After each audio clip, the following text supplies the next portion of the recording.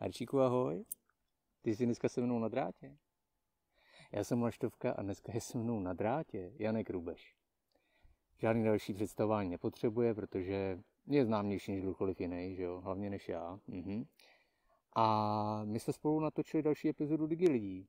Tak se na to pojďte podívat. Natočili jsme to v krásné kancelářské budově Mocha. No tak proč bychom neřekli, že to bylo natočené v budově Mocha? A už víckrát to neřeknu. Jdeme se na to, Janko, podívat.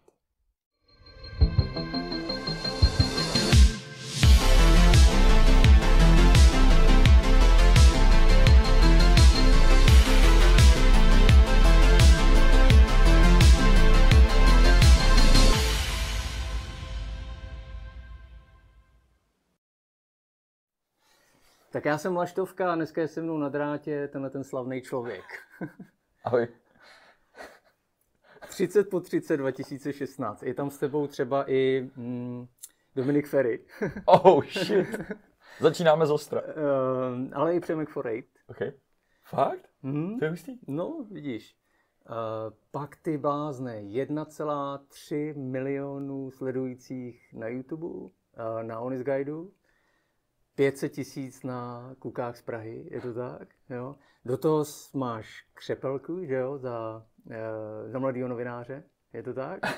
Do toho... My tomu doma říkáme Vlaštovka, ale... Jsi hodnej. Do toho máš strašně zajímavý rodinný příbuzný. Tvoje sestra je slavná fotografka. Ano, moje sestra Beth Orten je, jo, no. Já bych řekl, nejlepší fotografka. No a dokonce bych řekl, že by jako byl jenom kousek k tomu, aby si měl náměstí v Holešovicích. No to je pravda. Portonovo náměstí, že jo? Můj synovec a moje sestra ho tam mají. Tvůj táta je taky zajímavý člověk a jmenuje se stejně jako ty, akorát si neříká to Ek, je to tak? Je to tak. A... Wow. A procházíš to takhle? Já to procházím z toho důvodu, protože jsem dělal na Primě, tak ho vnímám, že to vlastně střídal Miloše Zahradníka jako programového ředitele, že jo? A taky přivez Rolling Stones do Prahy. No, to je silný, myslím. Ale bylo krásný video z toho. Jasně, nekaž mi dobrý příběh pravdou. Jasně. Kdyby můj táta nebyl, určitě by Mick Jagger nepřijel do Prahy, to nevím. A to video někde pořád ještě je? Video je na YouTube, jmenuje se Můj táta učí Rolling Stones česky a je tam můj táta, který Micka Jaggera učí, kam many se valí do Prahy. It's Prague. How do you say Prague? In and Praha, Prahy. Oh, it's into the Prague. Do Do- Prahy. So that's two words. Yes. Two words. Do Dog. Prahy. Kameni. Kameni. Kameny se valí do Prahy. Z dnešního pohledu, když víš, že já jsem teď se vrátil z Colors of Ostrava a dostat kohokoliv na rozhovor na 5 vteřin je zázrak. Tam stojí 20 manažerů, kteří řeknou ne. A táta tehdy s těma všema členama kapely Rolling Stones s každým strávili třeba 20 minut. Že jako oni vždycky přišli a ty jako seděli, teď oni je portovali, bylo to takový jako hodně uvolněné. A kde to bylo? To nebylo ale v Praze. Ve Vídni. Ten příběh mýho táty je, absolutně netuším, jestli je pravdivý, že řekl, že zavolal tomu managementu a řekl, hele, my jsme tady byli za komunistů, železná opona, vy tady budete mít koncert, ale vás tady nikdo nezná. Takže my s vámi musíme natočit rozhovor a odvysílat to v televizi, aby vám vůbec někdo na ten koncert jako přišel. Což netuším, jako jestli si vymýšlí táta. A to bylo Československo, to ještě rok 91. Jestli to byl ten první koncert, což bylo podle mě 91, 90. Nebo možná na konci 90. No. Možná to bylo 90. Vidíš to, já tak mám vymazaný mozek, já si tyhle ty věci už úplně nepamatuju. A nejlepší, když tam přijde Keith Richards a fakt si sedne, naleje si prostě Jacka, nebo co si naleje, zapálí si cigár, nebo přijde už se zapáleným cigárem a kameraman, který to natáčí ten rozhovor, Martin Kubala, stále kameraman v České televizi, nebo všude, tak aby nechá běžet kameru a jde se podívat za ně, aby byl s nima v tom záběru a kontroluje tu kameru jako zepředu. Což není úplně běžná činnost kameramana, že by se zepředu díval do kamery. Takže má selfiečku z 90. let. Jako... Takhle se dělalo selfiečka v 90. že si vzal velkou betu a to. Takže doporučuji na YouTube. Můj táta učí Rolling Stones. To je skvělé. Kromě toho všeho jsi hlavně digičlověk, že jo? A digičlověk potřebuje mít digitální hodinky. Takže, protože se tohle jmenuje Digi lidi, tak já ti jedny zlatý digitálky tady věnuju. A jsou tvoje. Můžeš je nosit. To je jako fakt. Jakože fakt, no, protože tady to je projekt, kdy já mám lidi rád a když mám lidi rád, tak jim rád dávám nějaký věci. To je nejvíc, děkuji strašně moc. To je nejvíc. Já jsem přemýšlel, co v té krabičce je. No, tak je to tohle. Oh shit, man. OK, tak to strašně moc děkuji. To je skvělý, děkuji strašně. Děkuji já strašně děkuji, moc, že jsi přišel, Janku. A to je teprve začátek. A to je, ne, a tím končí náš rozhovor, děkujeme, nashledanou. Ty si chceš hned jít, tak jako budeš... Tak potom si je vezmu. Jo, tak jo. Já si ti pak vyfotím. Já tady takhle nechám. Lidi to pak uvidí, tu fotku třeba, možná. A tak pojďme od začátku, jestli ti to nevadí. Kromě toho všeho, že teda máš cenu Křepelek, což je cena, která patří k mladým novinářům, tak se dá říct, že jsi teda vlastně novinář. I když o sobě říkáš, že jsi kluk, který točí videa. Ale to já jsem taky kluk, který točí videa. A novinář jsem jenom, protože jsem vystudoval novinářskou školu, ale jinak asi ne. Tak jak to s tebou je? Ty jsi narodil v roce 8-7? Je to možný vůbec říkat? Jo, jasně. Jo. A ty jsi hlavně vánoční dárek, je to Jo, tak? 24. prosince 8-7. A no tak já se dostanu k tomu, jak se známe, jestli můžu. Jo? Mě bavilo natáčet videa, vždycky jsem je natáčel a jednoho dne přišel můj kamarád z reklamní agentury Advertures, Joey Tehranian. A Joey řekl, hele, my tady děláme něco, co se jmenuje virální videa. A byl to rok 2005, 6. Jsi 6? No. A říkal, my bychom vám dali telefon a vy byste ho propagovali. Vy byste ho jako ukazovali, jaký má funkce. A byla to Nokia 5300. A hlavní funkcí toho telefonu je, že má hlasitý reprák, že si můžeš pustit hudbu. Takže aby jsme vás pojmenovali Nokia Noise Brothers. A říkám, OK. A my jsme natočili první testovní video, kde já jsem vzal svůj iPod, tehdy jsem si koupil iPod. A tuhle tu Nokia a položil jsem je vedle sebe a na obou těch zařízeních jsem zmáčkl play a z iPodu se nic neozvalo a já jsem řekl, to je shit. A z té Nokia, když jsem zmáčkl play, tak začala hrát hudba. A to jsme jim poslali jako takový testovní video a oni řekli, to je skvělý. Takže my vám jako dáme prostě peníze, nebo možná jenom ten telefon, když budete natáčet videa a dávat je na YouTube. A to jsme začali dělat a dostanu se k tobě. A pak jsme natočili nějaký video s Čunkem, kde jsme si dělali srandu z Jiřího Čunka na demonstraci, kterýho jste si všimli vy, konkrétně ty a tvůj kolega z O2. Je to tak? Je to tak. Já pak řeknu svoji verzi. No jasně, přesně. A zavolali jste nám, nebo napsali e-mail a řekli jste, kluci, tohle je strašně zábavný, pojďme se sejít, my jsme z O2 a my bychom s váma rádi něco udělali. A bylo to v den, kdy o nás vyšel článek, který napsal Ondřej Aust do Lidových novin a na titulní stránce byl titulek nový postrach českých politiků se jmenuje Noise Brothers. A na 5. stránce byla fotka moje s Jindrou, jak si děláme srandu z něčeho. A vy jste po nás chtěli video a my jsme přišli na tu schůzku ještě s mým americkým kamarádem jiným Majkou, protože já říkám, hej, prostě O2, jako, co budeme dělat? Řekneme si $1 milion. Jako. A to jsme si asi neřekli, ale jako, chtěli jsme vypadat důležitě. A pamatuju si, jak jsme jako přišli na tu schůzku, bylo to Věčný v nějakém venkovním baru, kavárně. A my jsme takhle hodili ty noviny na ten stůl a řekli jsme, to jsme my a my jsme v novinách. A vy po nás něco chcete, takže vás to bude něco stát. A já si pamatuju, že ty ses úplně jako podíval na ty noviny. To je roztomilý, takhle sebou jako taháte ten jeden článek, co o vás vyšel. A což mě úplně uzemnilo. A vy jste řekli, no my bychom potřebovali, abyste propagovali pevné linky. Protože lidi hromadně ruší pevné linky a to se nám nelíbí. A já jsem řekl, OK, něco těžšího byste tam neměli. Takže jsme si na to plácli. Myslím si, a to už nevím, že jsme za to dostali nějaký honorář, nebo asi určitě jsme za to dostali honorář. A myslím si, že byl, nevím, 10-20 tisíc, něco takového. A tehdy už jsme pracovali pro stream, takže to možná i šlo skrz stream. Já myslím, že ne. Možná ne. Až to druhý. Až to druhý. Ne? Ale pamatuju si, že my jsme natočili video, kde s Jindrou propagujeme pevnou linku tak, že jsme koupili stírací kupon, tohle je hrozně dlouhý příběh, omlouvám se, jestli už to někoho nebaví, můžete to skipnout.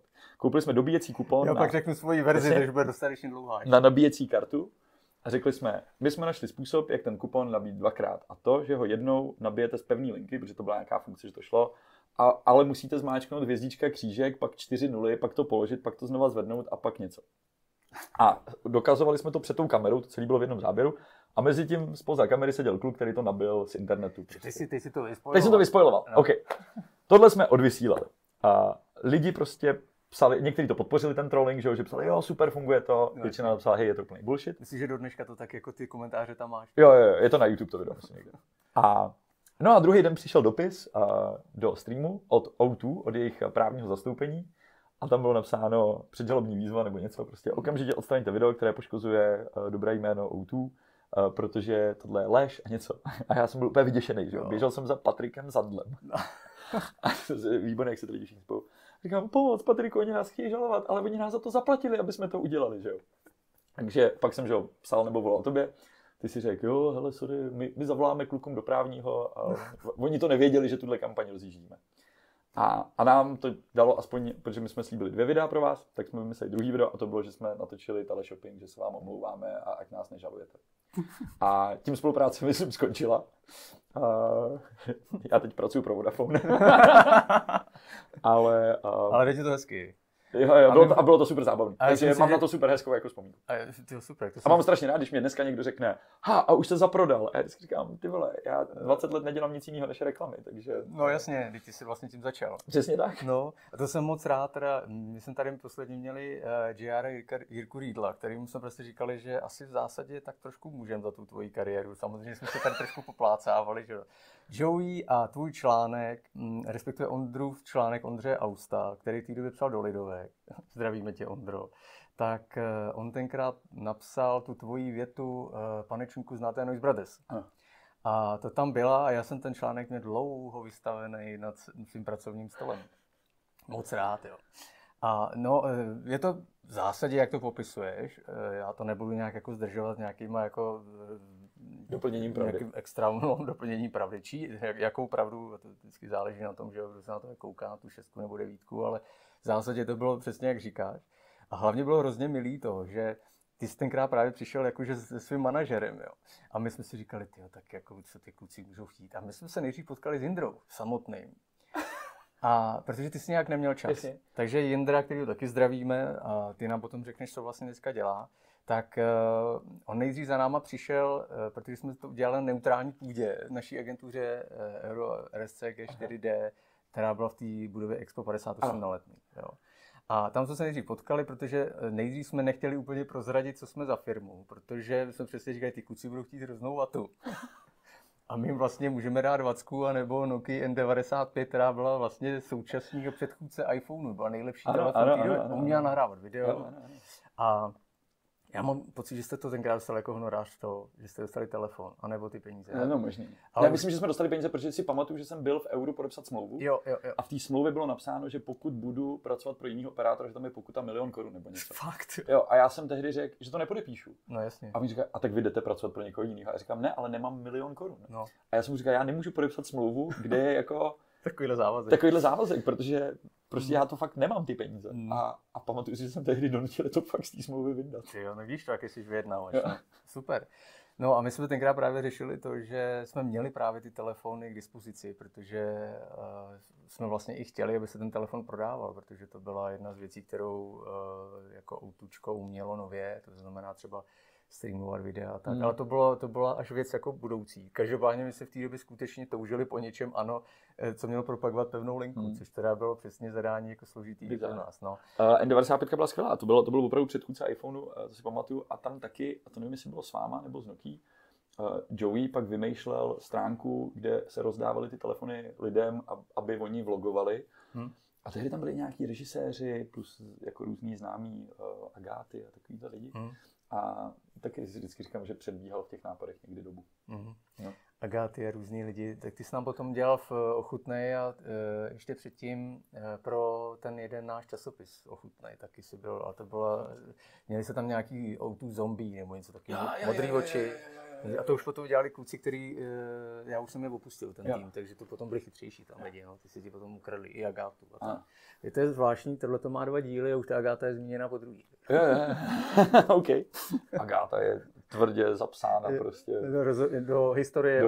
O2. Jo, já občas, když dělám nějaký prezentace, říkám, moje první úspěšné video bylo MTV, kde si dělám srandu z českých celebrit a je tam obraz jako s Agátou, jak dělám rozhovor a ptám se těch dětí na těch školách, jestli vědí, kdo to je. To je moc hezký video, já jsem si ho znovu pustil a musím říct, že vlastně pořád funguje, tam standard Dolínek, kde jako jsou ty lidi dneska. A je to období, kdy skutečně v Česku teprve MTV mělo začít vysílat, protože to se objevila česká varianta až někdy kolem roku 2010 nebo 2009.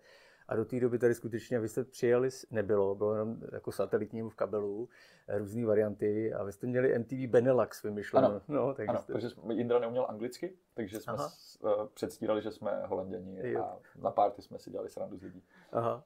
Jak je možné, že umíš tak hezky anglicky? Je to tím, že tvůj prastrýc je vlastně Čecho-Kanaďan byl, nebo člověk, který žil v Torontu, je to tak? Jo. A mimochodem byl v X-Files a Stargate, je to tak? Ano, ve Stargateu i v X-Files, nedávno mi někdo posílal screenshot. Táta mě posílal v 99. od 99. vždycky na léto za svou ségrou, za mojí tetou.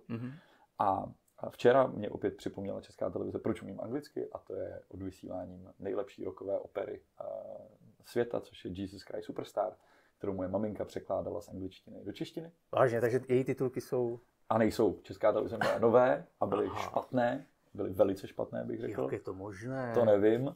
Nejsou autorský práva? Nechtěli mamince zaplatit prostě pár tisícovek, aby mohli použít její. A ty titulky v tom filmu nejsou totiž ten český překlad muzikálu, Jasně. ale je to vlastně překlad jako přesnej to. Ano. A nebylo to dobrý. Nebylo to dobrý. A moje maminka, takže já když jsem byl dítě, tak moje máma seděla doma a na VHS si pouštěla dokola Jesus Christ Superstar a se slovníkem hledala některé jako slova a spojení. A já jsem tam jako dítě seděl a poslouchal jsem Ježíška, jak zpívá. To tě naučilo anglicky? Jo, hodně. Jo, tak to je super. Slavný filozof, ekonom Sedláček říká, že jeho syn se naučil japonsky po toho, co sledoval furt dokola během covidu japonský animovaný seriál. Já vás kluci obdivuju, to je jako úžasný. Jo. A fakt umí Sedláčkův syn japonsky? Já jsem se ho neptal. Tak já se toho syna příště zeptám, až jak tak jo, já umím akorát konnichiwa bitches. OK, takže ty jsi od roku 99 se vlastně pohyboval ve velkém světě a pořád to tak platí, dá se říct. My jsme se teda potkali, když jsi to jako zmínil, někdy kolem roku 2005-2006, což jsi byl tenkrát absolvent vlastně školy, je to tak? Ty jsi chodil na filmovku. Chodil, ale neabsolvoval jsem. Opustil jsem ji po půl roce. Nicméně Wikipedia o tebe říká, že jsi bakalář Jan Krubeš, takže jak to ano, bakaláře jsem si pak udělal v Wikipedia o tobě říká. Bakaláře jsem si udělal ve Zlíně. Já jsem mám vystudovanou reklamu, já jsem markeťák. To je skvělý, no tak vidíš, Marketing. U mnoha lidí, který pravděpodobně znám osobně, no. I křestním jménem zřejmě, že? Každopádně ještě předtím, než jsi šel do Zlína, tak to je doba, kdy jsme se potkali. A jaký ještě další věci jsi v té době dělal? Protože ještě pro mě, ještě do toho skočím, to je taková nuda. Doktor Miloš Petana, majitel streamu, tenkrát za náma právě přišel mezi tím prvním a druhým videem s vámi, říkal, pan Rubeše, už teď budete objednávat jenom přes mě, protože on je zaměstnanec streamu. A takhle to vlastně docela hořelo. Jo. Pan Petana byl a je vizionář, podle mě. A myslím, skoro bych si troufnul říct, někdy nedoceněný, který prostě založil stream v roce 2005. A byl to muž, který si mě jako přitáhl a řekl, pojď sem, mladý, já si tě tady zaměstnám, já ti dám plat, já ti dám peníze a ty tady budeš něco dělat pro mě. A tehdy to bylo jako mu vlastně jedno, co tam budu dělat. On prostě řekl, ty tady budeš točit nějaký videa a to bylo skvělé, to bylo hrozně sympatické, mě bylo 0 nic, takže Miloš Petana vymýšlel skvělé věci. Včera jsme na něj zrovna vzpomínali s Honzíkem, kdy na Václaváku umístil stream box nebo stream corner a tam člověk mohl přijít, zmáčknout rekord a nahrát video, který se následně nahrálo na web. Bylo to v době, kdy telefony neměly kamery. A byl to člověk, který jako přesně taky znova rozdal lidem kamery, aby vlogovali a natočil seriál Gynekologie. Jako ten stream nakombinoval plno různých věcí a Vlasta Čtvrtničková obepisovala lidi na YouTube, aby začali videa nahrávat na stream, což byl i náš případ. Takže myslím si, že to dělal skvěle. A pak do toho vstoupil Seznam, že, do projektu streamu a pak to bylo nějaké další vedení a to jsou jako různý roller coasters, příběhy, které nevím, do jaký míry tě zajímají, nebo chceme se o nich bavit. Já myslím, že jakkoliv budeš mít chuť, tak o nich můžeš. Já si pamatuju Patrik Zandl, když na svém blogu Marigold psal o vstupu, nebo Patrik, že se podílel na startu streamu. A takže říkal, no tak já to nalinkuju na ten svůj blog, aby tam někdo přišel na tu stránku. To je rok 2005-2006, To je 5-6, no. To je bezvadný, čili to je... 20 let zpátky mám. No, to je období, kdy to byl skutečně rock and roll job i pro mě, protože já jako kinder manager jsem se v té době odstnul u spojování Telekomu a U2, respektive Eurotel, vytvářeli jsme U2čko. A Eurotel byla skvělá firma, musím říct, jako co se týče driveu, jakože to bylo fakt toho pár lidí, to bylo kolem 1000 lidí a pak do toho ten 8000 Telekom, samozřejmě to byla těžká váha, to jsem musel jako dost vyrovnávat. Ale byla to doba, kdy jsme skutečně si myslím hledali, ale bylo to asi daný tím, že mě prostě bylo asi o 20 let méně taky. No. Jako já jsem se v 26 letech dostal do role manažera v takovéhle společnosti a to si myslím, že dneska, když někdo se stane jako korporátu, tak už lidi jako klepou na hlavu, co takový mladěch může jako tady něco vykládat. Tak to tak dopadlo. Dobře, a Noise Brothers je věc, která pořád nějak existuje? Takže Jindra Malík je úspěšný režisér, který točí skvělý televizní reklamy společně s Tomášem Brožkem. A poslední jejich skvělý počin je McDonald a jejich kuřecí speciál. McCatch! Skvělý. To vymysleli oni? Ne, vymyslel někdo jiný, kluci to zrežírovali, ale dělali skvělý věci, Kofole, dělali Český dráhy úplně skvělý, který natočili za... S Ivanem Trojanem? Ne, něco jiného. úplně blbůstku. A kdybych si tak vzpomněl, jak se kluci jmenujou, tak bych, ale Jindra Malík, Tomáš Brožek, tak to najdete.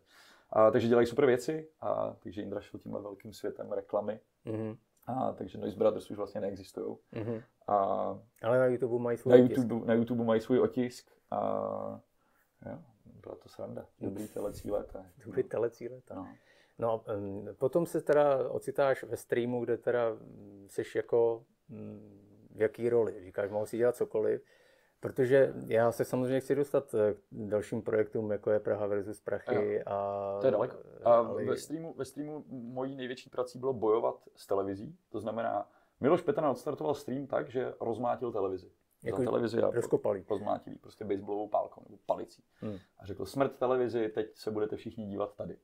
A jeho další krok byl, že najal všechny lidi z televize, aby mu tohle šli dělat. Jo? To znamená lidi, kteří do té doby dělali věci na Primě, na Nově, na Český. A ty nebyli úplně rádi, že tam běhá Janek s Jindrou a dělají si jako srandu z věcí. Takže tam měl takový clash těchto dvou světů. Jeden svět byl, video vypadá takhle, nebo reportáž vypadá takhle, a druhý svět byl, Janek s Jindrou dělají píčoviny. A já jsem byl na té straně toho světa těch blbostí, to znamená, já jsem se snažil přitahovat lidi, jako je Kazma, jako je Viral Brothers, jako byl Honza Mikulka, můj nynější parťák a mnoho dalších, a snažil jsem se utlumovat ten svět té televize, aby ho převálcoval ten svět. Z dnešního pohledu, jako když si jenom vzpomenu, kolik lidí dneska prostě co by udělali za to, aby Kazma jenom prošel kolem nich, ale dřív to bylo jako ne, to vůbec, jako tohle je úplně prostě trapný a jak může dělat rozhovor na jednu kameru někde v nějakém sklepě a podobné věci. Jo. Nebo Viral Brothers, to je trapný a všechny tyhle věci, to je trapný, my chceme tady ten ustálenou televizní tvorbu. Tak myslím, že se to otočilo. Rozhodně ne díky mně. Otočilo se to prostě evolucí a já jsem si ji snažil na začátku urychlit společně s Lukášem Záhořem, se kterým jsme měli tuhle jako uživatelskou tvorbu na starost. A ve streamu už jsem zůstal od té doby. Pamatuju si Převzení taky Seznamem, což bylo zábavný. My jsme to tehdy měli dost na háku, ale byli tam samozřejmě lidi, kteří už měli rodinné hypotéky, tak to nebrali s takovým úsměvem, když přišel manažer ze Seznamu jim jako ukončovat smlouvy. A tehdy to byl Michal Fajks, který byl úplně skvělý. Teď nechci jako říkat, že vyhazoval lidi a trápili je, ale pamatuju si, jak jsme se potkali jednou na chodbě. A on říkal, vy jste natočil to video, kde si jako děláte srandu z toho, že teď přichází sem Seznam a něco. A říkal, no. Říkal, se mi líbí, jak i v takové těžké životní situaci máte smysl pro humor. Těžký životní situace. A já jsem říkal, jaká těžká životní situace, brácho, jako mě to je úplně jedno. A tam hrozilo to, že to skončí veškerý ten asi týden. Možná jo. Tak tam nejdřív Seznam vstoupil 50%, a pak se ukázalo, že se tam prostě asi pálí prachy někde v komíně. Takže nastoupili prostě ostří manažeři ze Seznamu, nebo ostrý manažer. A teď to myslím v dobrým. Velice dobrým. Takže jako, a co ty tady děláš, jo? Takový to kolečko. A stream spadnul do Útro Pradlické 2, což je prostě... Křížíkův palác. Křížíkův palác, jak se nějak někdo furt vnímá Seznam jako malou rodinnou firmu. To je prostě obrovitánská. A nemyslím to zlé, jo. S malým pejskem. Jestli to jako už fakt dávno není, jo. To je prostě megakorporát. A Lukášovi se dlouho dařilo v Seznamu bejt částečně detašovaný pracoviště, který si hledá ty dobrý spojence v rámci toho velkého baráku, se kterýma jsme schopni vymyslet dobrý a zajímavé věci. A myslím, že se to dařilo. Myslím, že se dařilo dělat spoustu skvělých pořadů, jako skvělých. Nejlepší měřítko toho je, že se jim dneska daří třeba na YouTube. No. To byla doba, kdy se skutečně na YouTube objevovaly videa, které měly vpravo dole logo streamu, což bylo hrozně milý. Jo. Jako, pojďte na stream. Pojďte na stream, to je pravda. A já jsem tam dělal různý jako blbiny, které mě moc nebavily, ale nakonec jsem dospěl teda až k pořadu Město podvodů. Město podvodů vzniklo tak, že Lukáš Záhoř, Luděk Staněk nasdílel reportáž Conora Woodmana, kde... Ten Luděk Staněk. A my jsme natočili follow-up na reportáž prostě irského reportéra o městě podvodů a tím najednou vzniklo naše napojení na Prahu, který do té doby moc nebylo. A od té doby už jsme to centrum neopustili. Takže město podvodů, Praha versus Prachy, dlouhá etapa mýho života a následně... To je kdy třeba ten začátek? 2012? Jo, něco takového, 13. A to jsi teda ještě pořád ve streamu? To jsme pořád ve streamu, kdy ty věci, to bylo jako velice malá série. Mezi tím já jsem dělal milion věcí, Ježkovi zraky, to je milion věcí. Zkusí vzpomenout. Jasně, Peklo na talíři jsme vyrobili. No jasně, Peklo Nikdy nezapomenu na větu Pavla Zimy, ředitele Seznamu, kdy jsme natočili první epizodu a Roman Vaněk říká, a tenhle jogurt, ten je teda fakt hnusnej. A byl zakrytý logo. A Pavel Zima říká, hele, ten pořad je úplně špatný, jako, protože co to je za jogurt? Já chci vidět, co to je za logo. Přece když toto. A my úplně, wow, to je super, takže můžeme to ukázat. No jasně. A takže vznikla ta absolutní... A tam si v roli... Kameramana, tam jsem to točil jo. A Martin Krušina to režíroval, vymýšleli jsme různý ty fóry, tak jsme tak nějak jako celý tým na tom dělali a to byl mega hit. Jako... To byl, tak já si pamatuju strouhující, jako Roman Vaněk strouhá svíčku a říká Candle Sauce. Jo, to prostě, ten stream opravdu vytvořil, ten tým v tom streamu. A potom jako kancelář Blaník, jo, to si pamatuju, prostě, když se na YouTube díváme na ten první díl, já jsem říkal, to je famózní, to je prostě skvělý. Scenarista, režisér Tomáš Hudan, můj spolužák. Jasně, a plno dalších, Milan Kuchyňka, Negativ, jako, to bylo skvělé. A pak přišla najednou, nevím co, nějaká divná doba, kdy asi ze Seznamu řekli, ten stream už je špatný, takže tady nasazujeme nějaký nový šéfy, kdy Honzík nějak byl jako ukončen, ten tam do té doby dělal nějaký jako social media. Či Honza Mikulka? Tam mezi tím nějak přišel, myslím, že dělat fakt jako Facebook a takové věci. Livestreamy na Periscope. Periscope. Jsme zkoušeli všechno možné. Dneska úplně běžná věc, že všichni streamují něco. A já si musím tady vždycky vzpomenout na to, promiň, Periskop je věc, která je technologie, na technologii Periskopu byl postavený Ochutnej firmou Kite. A majitelem té firmy byl nějaký Daniel Graf, což je Švýcar žijící v Americe. A toho Telefonika tu jeho firmu tenkrát koupila ve Španělsku a my jsme se vlastně s Ochutnej tím dostali na český trh, protože oni si chtěli na českém trhu vyzkoušet, jak to bude fungovat. Takže Ochutnej, to když se mohlo streamovat video z telefonu přímo jako do tvýho profilu, tak je technologie původní firmy, která se jmenuje Kite s Y, jo, Kite. A oni, Daniel Graf potom odchází z Kiteu, že exitoval, prodal to Telefonice, na českém trhu Ochutnej fungovalo 9 měsíců, nějak se to jako projevilo za těch 9 měsíců špatnou podle mě biznisovou politikou, ale to je asi úplně na jiný vyprávění jinde. Každopádně Daniel Graf se potom odstnul jako viceprezident Twitteru a Twitter pustil Periskop, což byla věc, která přesně fungovala stejným způsobem. Takže oni tu technologii si moc úplně jako Telefonika neochránila jako tou akvizicí. Takže Periskop je v podstatě Ochutnej, ale s daleko větším dopadem. A Daniel Graf potom odešel mimochodem byl viceprezident Uberu, šéfoval Google mapám. A mám pocit, že teď dělá nějakou nadaci, že už je prostě jako docela jako spokojený. No, tak promiň, ale... Ne, ale Periskop teda měl vlastně jako krátký žití, jo, taky nevydržel, že vlastně moc dlouho. Nevím, co ho pak, jestli Instagram začal dělat live, nebo Facebook. No, myslím si, že potom prostě jednoduše Daniel Graf odešel, takže už to neposazoval. Takže to dělal Honza Mikulka v té době. Honza Mikulka byl takovýhle jako průkopník ve všech těch věcech, že v tom streamu prostě říkal, hej, musíme tady pracovat s Facebookem a s Twitterem a takovýhle věci. A potom stream vlastně, tam se to nějak celý jako zhroutilo, tam přišel nějaký šílen zemětřesení, takový, jak se hádají ty generálové a mě to vždycky, já to nechci zesměšňovat ty jejich hádky, ale většinou jsou jako komický. Oni vždycky mají pocit té důležitosti tím titulem té funkce. No jasně. Mají peníze. Nebo na starosti aspoň. Jo, jasně, ale zároveň mají a teď to znovu, já to opravdu nechci zesměšovat žádnou funkci, žádného manažera, ale často ta autorita je vybudovaná jako uměle jenom tou funkcí, což tím, že jako mně to vlastně bylo vždycky dost jedno. No, takže my jsme odešli tam přišlo nový vedení streamu, který začal prostě vytvářet nějaký úplný píčoviny a celý stream odešel, založil si mall, A já jsem říkal, já už nechci nic zakládat novýho, tak zůstaneme tady v tomhle tom baráku, takže jdeme do Seznam Zpráv, který mezi tím se vedle otevřeli. A Praha versus Prachy je ještě stream, ale? To byl ještě stream, jasně. Jo, ještě stream. A o tom nechceš mluvit? Jo, klidně. Jo. Praha versus Prachy, no. Já se tě vybavuju, a bylo mi tě hrozně líto v jeden moment. Opravdu je fotka, kde jste vyfocený s Markusem, v podstatě tě má v kravatě ten jeden nejmenovaný chlápek. Aleš Riáček. Ty máš všechny, jako pamatuj si všechny ty jména určitě. Jak moc v roce 2019 si poskytnul Frekvenci 1 rozhovor, ve kterém říkáš, no a co, tak mě zabijou, ale já přeci nepřestanu dělat to, co dělám. Jak k tomu dospěješ jako ve 30 letech? To není jen tak, ne?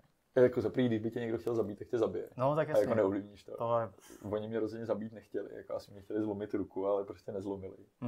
Pojďme jenom připomenout, o čem to vlastně je. To znamená... Jo, to bylo o tom, že my jsme zkoušeli, jaký to je být turistou v Praze a je to dost na hovno. To znamená, prostě seš vodíranej, kam přijdeš. To částečně furt platí. Je to bizár a tyhle ty kluky, se kterýma, s jedním z nich jsem třeba teď docela dobrý kamarád, z těch taxikářů, kterých jsem točil. Tak, a ten byl ten podvodník, jo, nejdřív, jo? Byl, no. Takže se otočil na bílou stranu, jo? No, to je fajn chlap, já mám s ním dlouhý rozhovor natočený. Giovanni, Ital. Jasně. Příběh neuvěřitelný. Ano. Ale on sám už jako o nich taky nemluví úplně v libosti, o těch svých bývalých kolezích. A tenhle konkrétní případ byl prostě, my jsme posadili turistku do auta tomuhle frajerovi, on se naučil prostě 3krát víc než měl, tak jsme mu lezli do auta s kamerou, to se mu nelíbilo. Takže začal být hysterický, on byl dost... Čili to nebyla žádná skrytá kamera, když jsme normálně přišli... Ani moc, ale jo, v tomhle případě myslím, že docela jo. Aha. Ale jinak my vždycky jsme měli foťák přes rameno, se kterým jsme točili ty věci. A tehdy se ten problém, za prvý se jako v uvozovkách, tehdy přišel na trh Uber, který hodně samozřejmě s tím zamával, což se taky těm taxikářům tehdejším některým nelíbilo. A my jsme taky neustále jako adresovali, že za to může město a že magistrát to neřeší a jim se nelíbilo, když v každé epizodě jim ten problém předhazuješ. Takže tehdy jako naběhla zásahovka na ty taxikáře a poutali je tam na autech. A z dnešního pohledu zpětně, když se na to koukáš. Takový zásah u holubů, jo? No, to bylo hodně. Čili za kuklenci normálně. Jo, to bylo fakt bizár. Jakože... Jo, tak to nebylo, se přiznám. No, to bylo docela velký Česká, tam dostali echo, že to se to bude dít. Já jsem echo nedostal.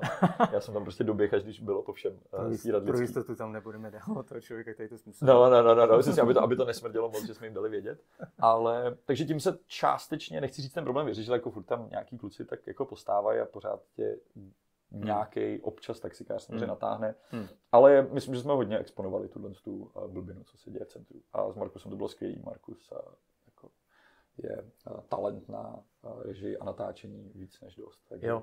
A byl to skvělý parťák na tyhle věci. A tu fotku fotila moje ségra. Aha. Ano, moje ségra řekla, brácho, já ti k tomu dělám nějaký hezký fotky k tomu seriálu, nalíčím tě od krve a já říkám, ségro, to nejde, to není hraná věc, to je real. A já říkám, můžeš jet s náma a můžeš fotit během toho. A když ten Aleš se opravdu naštval, a tak jsme se tam jako strkali u toho jeho auta, tak následně, když odjel, tak Segal se podíval do toho foťáku a říká, dobrý, dáme ještě jednoho. A já byl takový vyklepaný a říkal, asi ne. No tak to je přístup fotografa, který samozřejmě potřebuje mít dílo hotové. Přesně tak. Ale nebyl sám, ne? Který ti nějak chtěl působit takovýhle problémy, nebo jak to bylo? Já si teď pamatuju, že si vyjmenovával jako vícmen ve své době. Hele, ale oni... Zase, mám teď nechci tě nutit do žádných... Ne, tak je to odstup 10 let, tak jasně se na to koukám jinak. Ty kluci to nemohli chápat. Jako najednou přišel nějaký kluk, který mu to vlastně mělo být jedno, protože přece mě neokrádali, a začal jsem jim do toho jako dloubat. Jasně. A pro ně to muselo být úplně zjevení. Jakože 2 kluci s kamerou tam běhají každý den a každý říkají, hele, jako ty tady nemáš co stát a ještě ke všemu tady stojíš a následně obereš prostě turisty o peníze, tak mě to sere. A on říká, co ti to má co srát? Jako ty tady nepotřebuješ stát, ty tady ne. Tobě ten turista může být úplně ukradený. Ale prostě přišlo mi to, že je to úplně přece bizár. I dneska, když se na to zpětně podíváš, že to město, možná mě na tom nejvíc vadilo, jak to město nedokáže vyřešit úplně jako miniaturní problém. Mhm. Jo, jakože povodně ti zatopí celý metro a to město to dokáže vyřešit. Mhm. Vybouchne teď prostě vodovod uprostřed Václavského náměstí a vytvoří kráter. Druhý den to tam nebude a je to vyřešeno. Mhm. Ale 3 taxikáři, kteří stojí na konci jedné ulice a všichni v tom městě jako to řeší tenhle, ne, to řeší tenhle, to je tamhle z toho problém. Mhm. Tak jako, čím menší ten problém je, tím větší problém mi přijde, že to je pro tu budovu toho magistrátu. To byla primátorka Krnáčová, máš tam tu slavnou scénu, kdy tě nějak poslala ven, nebo jak to proběhlo? Teď jsem někoho potkal ve Varech a říkal mi, tu jsem byl já, kdo vás nechal vyhodit. Vážně? Jo, a už jsem byl v takový náladě, že jsem se s ním nechtěl bavit, ale měl jsem chuť mu říct, tak kámo, ty opravdu, ty bys měl mít tady někde na čele napsáno nezaměstnávat. Jo, my jsme přišli na tiskovku a co to tehdy bylo, tyjo? Buď jsme tam byli napsaný jako mapy.cz, protože já jsem poprvé v životě šel na tiskovou konferenci a nevěděl jsem, co to znamená akreditovat se na tiskovou konferenci. Takže naše PRistka tam akreditovala mapy.cz, protože ty tam jako byly. Ale prostě celý to zní jako nějaká konspirace, kterou oni na tom magistrátu tak vnímali, že tajně se sem Rubeš akreditoval přes někoho jiného, což tak nebylo. A přišel nebohej, tiskový, který to tehdy měl na starost a myslím, že pro něj to byl největší trest, že musel za mnou přijít a říct, prosím, jako odejděte. A Pepa Klíma tehdy napsal do Lidovek, do Hospodářek, že mu ani nevadí to, že nás vyvedli z té tiskovky, ale že všichni ty ostatní novináři neodešli, což... Jako solidárně. Což jako ta tiskovka tam byla kvůli nám. Jako nikdo z těch novinářů v tu dobu netočil o podvodných taxikářích. Ale... A oni vás vyvedli, protože jako nechtěli, aby... Že jsme tam nebyli akreditovaní. Že jsme neměli akreditaci a že to chtějí bez kamer. Jo. A tam byla Česká televize, tam měla tu kameru a říkám, a oni jako můžou a tohle. A ty nás vyvedli za jedny dveře a říkám, můžeme být tady, nemusíte úplně ven. No, každý... Je to, ale hlavně, jako, já jsem z toho fakt nic neudělal. My jsme jako neudělali, my jsme z toho mohli udělat, že jo, velkou tu a já jsem říkal, ne, come on. Protože zároveň jsem nechtěl, aby to bylo o mně, aby to bylo o téhle věci. Já jsem jenom chtěl, aby na Staromáku prostě nestáli 4 frajeři, kteří tam stojí už 20 let na zákazu zastavení a obírají prostě lidi, kteří pak řeknou, on mě nechtěl dát kufry, když jsem mu nechtěla dát 4 000. Jako that simple. Tak ne nadarmo se pražský radníci v té době přezdívalo, že sedí nebo sídlí na mafiánském náměstí. To se říkalo ještě předtím. To se říkalo předtím, ale tak v té době to tak nějak od té doby s paní Krnáčovou mám víc než rád, často se vídáme, myslím si, že je skvělá. Myslím, že jsme si hodně věcí potom jako řekli. Myslíš, že utrpěla spíš jako tím, že byla primátorkou? No jasně, tak ona si taky jako nelíbí. A jako vždycky zpětně, co slyším různý příběhy, jak ona se fakt snažila ty věci změnit, jak se snažila to změnit a přesně vždycky našla někoho, kdo jí dal 100 důvodů, proč to nejde, ale vlastně ona taky asi hledala někoho, kdo jí najde ten způsob, jak to jde. Což je v podstatě můj denní chleba. A bavit se s lidma, kteří ti dokážou říct 20 důvodů, proč to nejde, na což máš chuť jim říct. Já jich dokážu vymyslet ještě víc než vy, ale proto za váma nejdu. Já přece za váma jdu, aby jsme našli, jak to jde. A zaměstnávat lidi, kteří ti říkají, proč to nejde, to je smutné. Praha versus prachy je projekt, který vlastně do dneška do jistý míry žije, protože... Což je neuvěřitelné. Ale pořád to rezonuje. Já mám pocit, že jste kluci, a teď to není žádný vlez do predelismus, já mám pocit, že jste strašně jako Praze pomohli. Jo? A je to ukázka i nakonec v těch dalších projektech, ať už je to Honest Guide, nebo kluci z Prahy, tak jak Čechům, to znamená těm mimo pražským, Moravanům a Slezanům, nebo prostě všem národnostem, kteří žijou na našem území, jste ukázali, že v Praze to není jenom Staromák a není to jenom turistická past, kde si prostě dáš kachnu za 800 korun a na Staromáku teď mi někdo ukazoval nějakou účtenku, kde byl půl litr piva za 199, pořád ještě to taky stálo za to. A jenom cash only, takže samozřejmě. Tak já mám pocit, že vy jste těma všema věcma v podstatě učinili takovou jako misi, která se přetavila v to, že do Prahy teď jezdí lidi. Třeba i s menšíma obavama, že se do takové situace můžou dostat, protože to říká nějaký kluk z Prahy, že to říká nějaký Janek. A jsem skoro o tom jako přesvědčený, že to tak je. Nakonec těch 1,8 kumulovaně lidí, 1,8 milionů lidí, kteří se vás předplácí nebo odebírají na YouTubech, tak to asi není úplně náhoda, že? To prostě se nestane, tak jako jste sice hezký kluci, ale jako zveřejňujete tam věci, které podle mě jako hrozně pomáhají. No. Jak jste se k tomu dostali od toho Praha versus Prachy? Děkuju za první, děkuju, to byl monolog. Ne, a děkuju velice. Honzíkův nápad, Honzíkova myšlenka, já prostě ne v depresích, ale smutnej z toho, že tě nikdo nemá rád, protože tě nemají rádi na městě, nemají tě rádi taxikáři, nemají tě rádi tyhle. A to jste odcházeli z toho streamu teda, nebo už jste byli pryč? To jsme byli ještě nějak na streamu, ale Honzík tehdy nebyl, nevím proč. Už si moc nepamatuju tyhle věci. To nevadí. Nicméně začal Prague Guide, Honest Guide a my jsme točili videa, kde jsme ukazovali lidem ty pozitivní věci. To znamená, první video bylo, jak se dostat z letiště do centra Prahy. A já jsem si myslel, že to je úplná blbost. A říkal jsem, to nikoho nezajímá, to přece každý ví. No. Tak to video tehdy mělo prostě 1 milion views, jako protože furt ty lidi to hledali a ty turisti pořád říkali, to není možný, že se z letiště u vás dostanete do centra za 35 minut a stojí to 1 euro. To je neuvěřitelné. A pak slyšíš tady prostě, jsme jediný město v Evropě, který nemá spojení na letiště a my jsme prostě úplně za Zenitem tady všichni. Ty vole, to máš vždycky chuť těm lidem říct bullshit, ty vole. Je to fakt pohodlný, je to rychlý, je to levný a ty turisti to nevědějí, protože jim to málo říkáme, protože ten autobus stojí v druhé řadě, první jsou taxíky. Když jsem řekl na letiště, ať to protočí, tak to říkal, to bychom byli první jako na světě. Já říkám, tak buďme první na světě, jo. Hrozně jsou lidi zabednění v nějakých věcech. A to je nepohodlný jezdit. To je, když mi přijede teta z Ameriky s kuframa, tak přece musí jet s taxíkem. Já říkám, to je úplná, proč by musela, to je jako někde zákon na to. Ta doprava je prostě skvělá z toho letiště.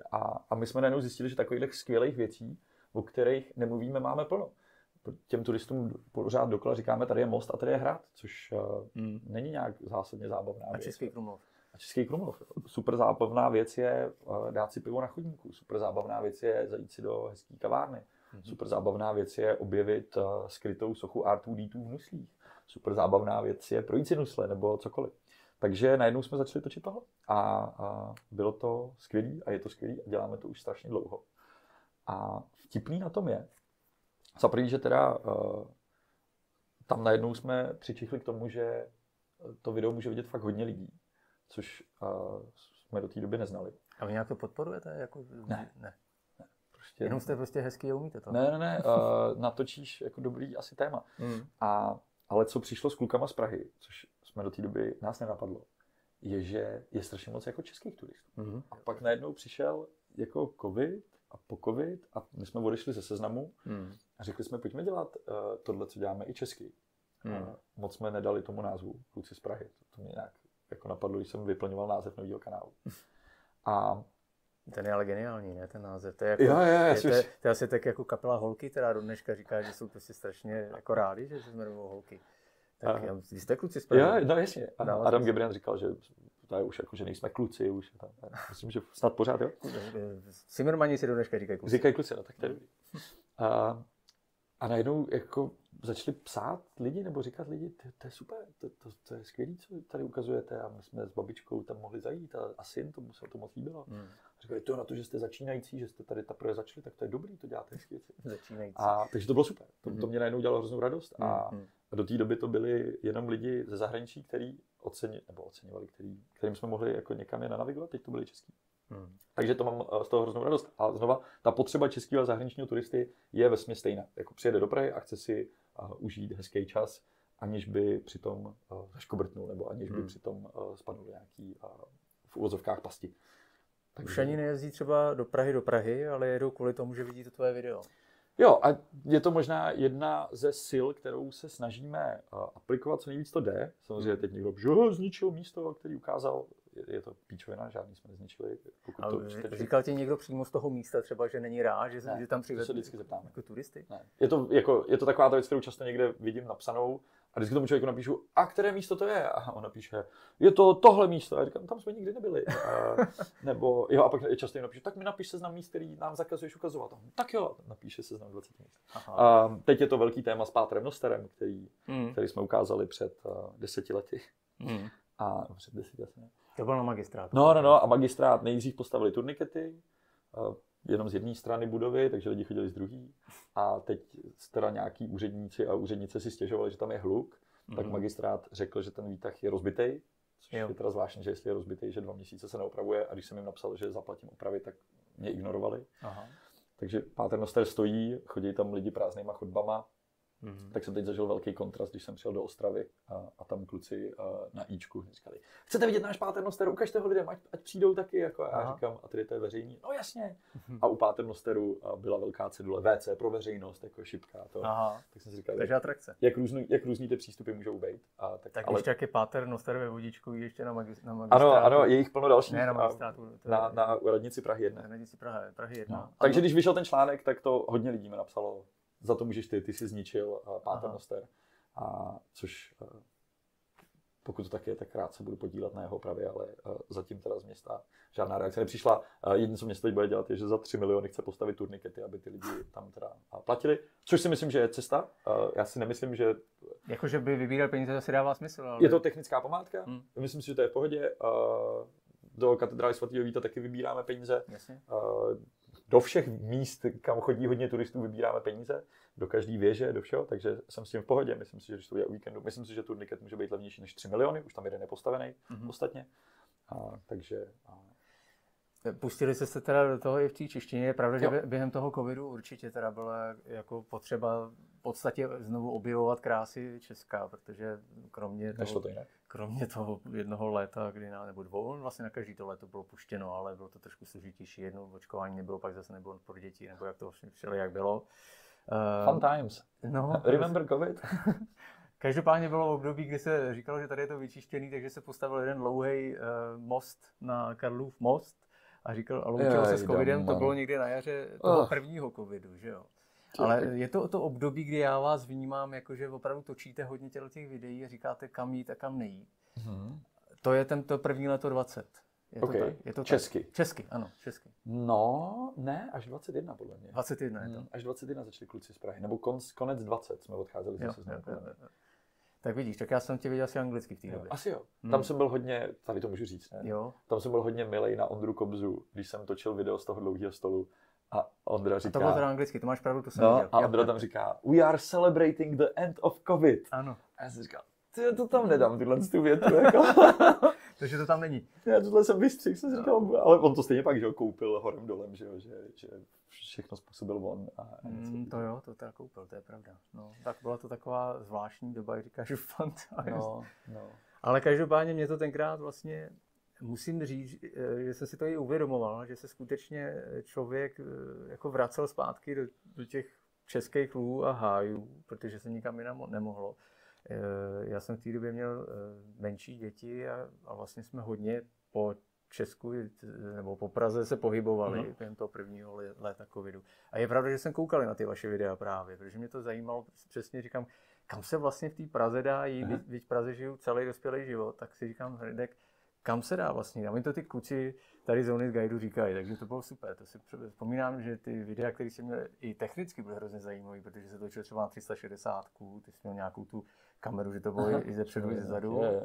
A musím říct, že vlastně i v té době tě teda jako opravdu, a myslím si, že to do dneška je, budu za slavného tátu, když se dozví teď moje holky, že teda jsem natáčel s tebou, protože oni se skutečně jako měli hrozně rádi. A hltali ty tvoje videa, jako opravdu. Tak to mě těší. No jasně. To mě těší moc. Mě taky to těšilo. Zdravím. Mě to taky těšilo, jo, protože já jsem vlastně říkal, ty fakt dělají dobrý věci. A říkám, a pořád to není vlezopredalismus, protože to je pravda, jo. To děkuji. Tak to je. Jak se každý dívá na tu 6/9, jak jsi říkal.